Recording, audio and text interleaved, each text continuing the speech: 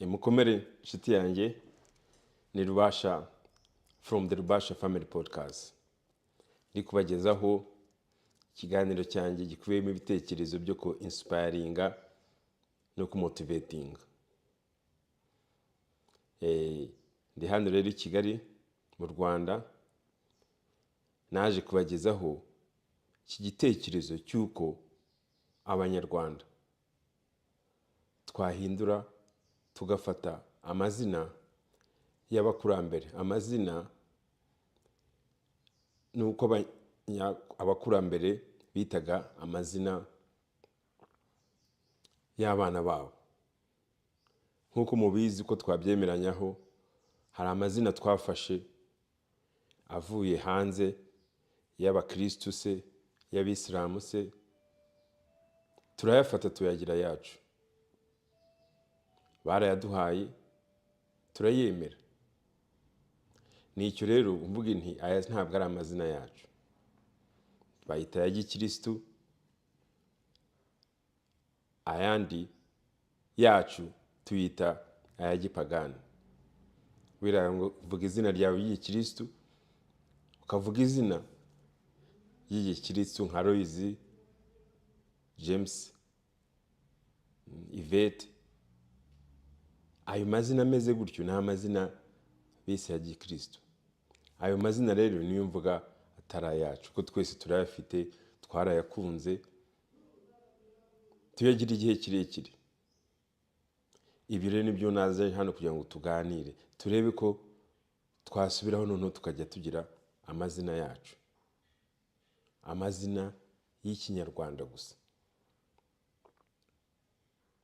Abana tukabita amazina y'ikinyarwanda, nk'uko ubundi usanga buri muntu afite amazina abiri y'ikinyarwanda, akaba izina ry'umubyeyi, akaba n'izina bavuga ko ari iryawe. Ntabwo bizatubuza gukomeza kuba abisilamu, ntabwo bizatubuza gukomeza kuba abakristo, ntabwo bizatubuza gukomeza kuba abayehova. Niyo twabatizwa, tukabatizwa mu mazina y'ikinyarwanda, amazina y'ikinyarwanda tukayaha agaciro. Dushatse twayita aya gikristo cyangwa se tukayita amazina yacu tukayahabwa agaciro. Nta kwita amazina yacu mu mazina y'igipagani. Ninde wabitubwiye?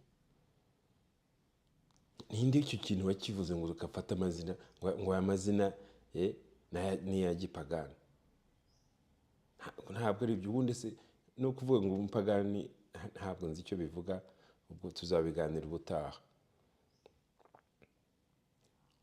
Kuko ni ukuvuga uti umuco mbere amazina y'abanyarwanda twayitaga gute, tugatangira tukayita abana bacu. Ntibyoroshye. Ni ubukoloni nyine badushyizemo abazungu. Ubukoloni bwo muri mind butugumamo, twumva ko ari byo. Kugira ngo mvugane namwe, kugira ngo mbitekerezeho, kugira ngo mpaguruke mvuge, byantwaye igihe. Hey guys, I know you're enjoying this video, but please take the time, hit the link in the description and sign up to Alois Rubasha's new screen. You can sign up either monthly or for the year to really invest in yourself, to really cultivate your mindset, cultivate the power of who you truly are. It is all about the knowledge and power that you have with it. And it is the application of the knowledge that is going to take you far in life. This is an investment that is infinite, that has infinite amount of supply, because coming to Alois Rubasha's teachings, experiencing the word of God. And what is the word of God? It's about empowering yourself. That is what we're putting here for you. We're cultivating a community of like-minded individuals, for people who want to grow, for people who want to continue to cultivate that mindset of, I can do anything I put my mind to. I can go out and work on my health, work on my happiness. Nothing outside of me is going to make me happy. I can work on my love and my beauty because I have everything. I am an amazing person. You are too. So hit the link in the description. It's going to take you to sign up for your Uscreen membership today. Byanteye ubwoba. Ibintu bavuga amazina sema. Mbitekerezaho bibi igihe kirekire. Yes, kugira ngo nicare mbibaganiriza ubu byantwaye igihe, byantwaye hafi nk'imyaka 2. Umuntu agira ubwoba bwo kuvuga igitekerezo nk'iki. Kubera iki? Kuko biri muri mind yacu, biri mu mutwe, wavuga izina ababyeyi bampaye, urumva, ariko ukageza ukabitekerezaho ugasanga kuko iryo zina baguhaye nabo ntabwo bazi icyo rivuga, ntibazi aho ryaturutse. Wababaza buri muntu wese uti izina ryawe ni irihe, bifata igihe. Namwe inshuti zanjye turi kuvugana, ndabizi hari abo twavuganye, hari abarakaye bakavuga bati wabivuga gutya, ariko nukomeza kubitekerezaho buhoro buhoro urasanga kuko ibyo ndi kukubwira ari byo, tukareba uko bimeze. Ikindi ni kwa kundi nyine riba ryarakugiyemo kugira ngo rikuvemo, baba baragushyizemo muri mind. Nitunayahindura twe dukuze, buri gihe ntabwo buri muntu azaba akikwita Loise. Nanjye ubwanjye ndaryiyita nkibuka uzi ko narihinduye, havuga ni ndizeye, ariko ako kantu nyine kahoramo, icyo kintu gihoramo kiri muri mind nyine. Guhindura rero, umuntu kugira ngo wahindure, kugira ngo duhindure imyumvire, niyo ntambara ibaho. Arusha no kumva kuko kwari byo kuko dukwiye guhindura aya mazina, ariko kuvuga uti nsubire kuyahindura, nta kindi, kandi mpora mbibabwira, nta kindi kiguhesha ubuzima, nta yindi nyongera y'ubuzima ugira, ariko ni kwa kundi kuvuga uti dore ni Abanyarwanda, dore ni amazina yacu, dore ni umuco wacu. Uburyo umuco uhera ku mazina, nk'uko abandi usanga buri gihe bose bafite amazina yacu. Impamvu nyine bayahinduye bakaduha ayo ngayo, bazi impamvu, natwe tukabyemera tukayafata. Abana ubu nshaka wenda kubibwira bataragira abana se, bagiye kugira abana se, mubitekerezeho cyane. Ayo bana mubaha amazina y'Ikinyarwanda, dushaka amazina meza, tuyahine, tubyige, n'icyo tubereyeho, n'icyo sosiyete ibereyeho. Kuvuga ngo amazina yacu ni maremare, ni uko duhora tuvuga asobanuye nabi. Ibisobanuro byose by'amazina biva kuri twebwe, ku Banyarwanda. Hari abantu bagiye kuyashaka, bayahimbe, bayagire neza, bayahine, ariko bigira amazina y'Abanyarwanda afite igisobanuro cyayo. Njye nicyo nshaka ko tugeza, naho ngaho dushaka guhindura. Yes, dushaka database ifite amazina y'Abanyarwanda, afite amazina yahuriye, kandi ugasanga Abanyarwanda benshi bafite amazina akomoka ku muryango, ku babyeyi bise, afite aho hava akaba mu muryango. Arahari, reka tubiyagarure, tubitekerezeho. Njye nicyo naje kubabwira inshuti zanjye, tubitekerezeho, badufasha abakuriye umuco se, nicyo ndi kubagezaho. Tubyige, si ngombwa ko mubyemera, ariko tubyemeye byaba byiza, kuko iki ni umuntu ku muntu. Yes, ni inshuti zanjye, ndakubwira nti wowe witwa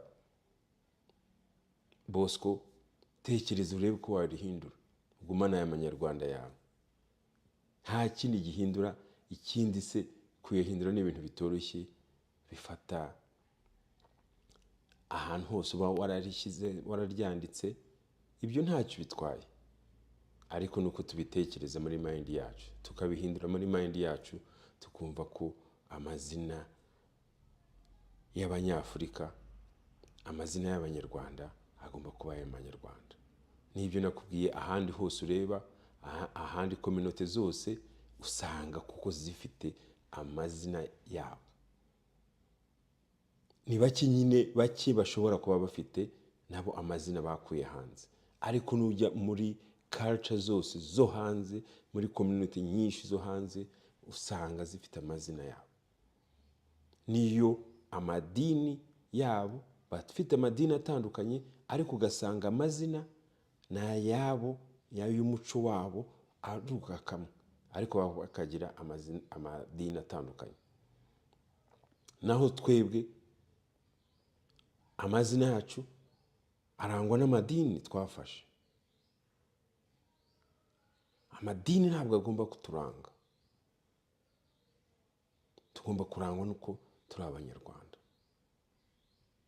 turi Abanyafurika, noneho amadini akaza.